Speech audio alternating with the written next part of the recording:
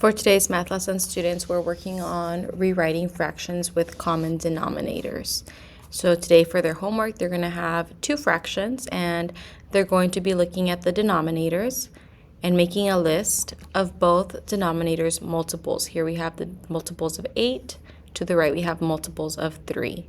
Then their job is to look and see which multiples they have in common and then pick one to make it the common denominator. In this case, I picked 24.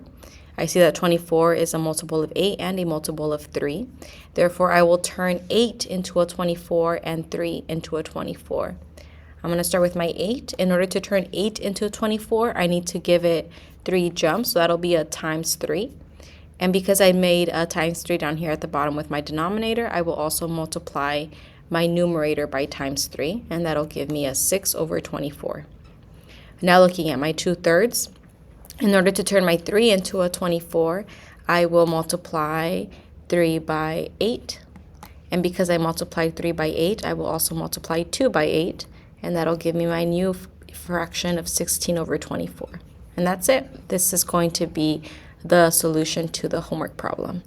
There are different options that the kids have. For example, in some of these questions or some of these patterns, you'll notice that there are multiple possibilities. So like if, for example, in 1/6 and 2/3, you could pick 18, 24, 30. The list goes on. In this case, I picked 12. We could have also picked 6. It's really up to the children, the students, as long as they get the correct rewritten fraction by multiplying the correct amount. So if they wanted to turn it into an 18, instead of multiplying times 2, they would multiply times 3.